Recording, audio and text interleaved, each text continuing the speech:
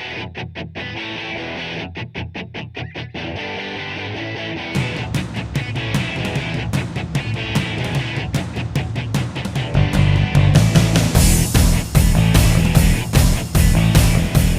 up, everybody? This is Gary with Coastal Strength and Fitness, and we are here today. This is obviously not the gym, all right? So this is a little different place where where you may find yourself, when you're not at the gym. So we are here at Ironclad Distillery in downtown Newport News with one of the owners, Kara. Hi. And Coach Will. What's up? And we wanted to kind of teach you guys some things today. Where, see, we have not been drinking yet, I promise. So, Not yet.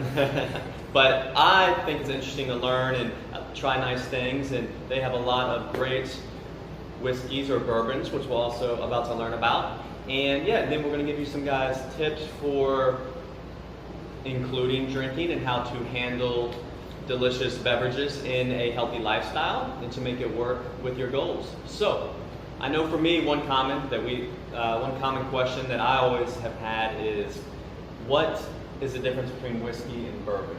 So if you just remember that all bourbon is whiskey, but not all whiskey is bourbon, I know it's hard to wrap your head around that the first time, but in order to put bourbon on our label, we actually have to adhere to federal laws that were instated in the 60s. So one is it has to be made in America. It is America's native spirit, not just Kentucky. Bourbon can be made anywhere in the United States. And then two is your mash bill, which is basically your recipe has to contain at least 51% corn, because it is a corn-based liquor, obviously. And then there's other things about how high you distill it at, what the proof is, what that goes into the barrel at, what it goes into the bottle at. But the other one that's really key is you can't add any flavorings or colorings or anything like that. So Tennessee whiskey, like Jack Daniel's, is called that because they actually at the end filter it through maple charcoal, and that's considered adding a flavoring, so thus it's called whiskey and not bourbon.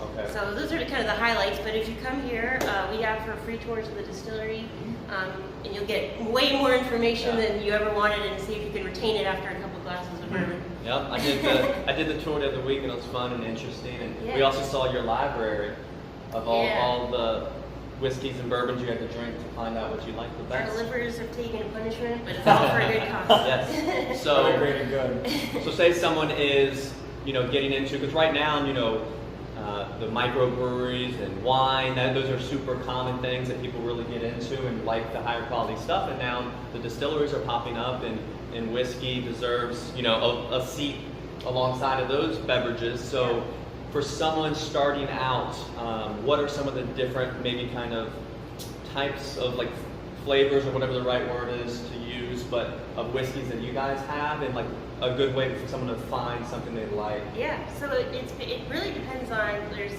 a couple things that add different character to bourbons. One is your mash bill, which is basically your recipe.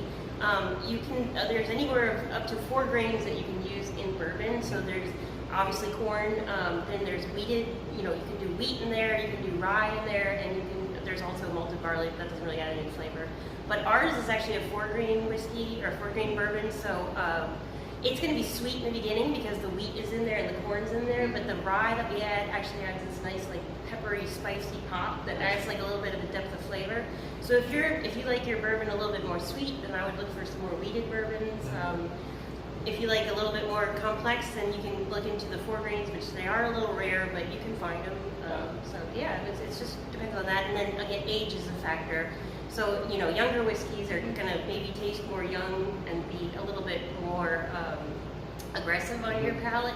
And then the higher in age you get, the more smooth it gets. But we've actually we get around that by using different barrels, because we use smaller barrels for our small batch. Which is this one right here. So we age it a little over a year because when we started the distillery in 2015, we committed to always making it. Some distilleries buy their bourbon aged, pre-aged, and just stick their label on it. But yeah, you can't cheat time. Yeah. So we use 15-gallon barrels to age it, and the liquid to surface ratio is greater, so it can get in and out of that barrel and pull all that color and flavor that the barrel imparts. So it quote-unquote ages faster, but it just gets a lot of flavor and a lot of nice color, and it is surprisingly smooth for being such a young bourbon. So. whiskey's just like fitness. You know, everyone wants the quick fixes, Yeah. and the short answers, The but free bottle. it takes time, it takes work. Time, yeah, patience builds character. So, so you said this is like your small batch here. Yep. And then this is the. And that's our straight bourbon, so it's the same exact mash bill, but it's aged over 2 years, almost 3 years now, and it's aged in larger barrels. So this is a little bit more time. Yeah. So this one has like more bite, would you say? It's actually smoother, and it's just a little bit more developed in the flavor.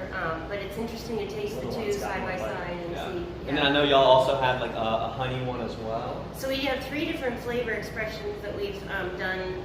We actually partner with other makers, and we give them our used barrels because that's another part of why bourbon can only be called bourbon's bourbon and not whiskey. Is it goes in a virgin barrel, so we can only use the barrel once. So we then give our used barrels to these other makers. Like we work with a sugar maker in upstate New York who makes maple syrup.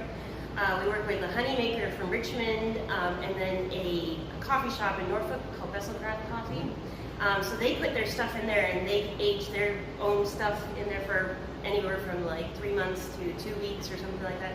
And then they give us the barrels back, and we put our full aged bourbon back in. And the reason it still can be called bourbon is because we didn't add any flavorings. It's just whatever the barrel absorbed. So it's being finished in the barrel, but it is a true bourbon. So they come out really interesting. The maple syrup one is just subtly sweet and really really nice. And the hot honey one is really interesting because the honey maker infuses his honey with chilies. So it is spicy, but it's really really unique. And then we have our coffee. The coffee is just coffee bourbon. It's like a coffee bomb. So if you like coffee, it's really, really good. I feel like you could just come here for breakfast, right? You could get your maple bourbon, your coffee bourbon, you're set to go. Yeah. So, all right. So now what we'll do is so now you're probably thinking, this all sounds great and delicious.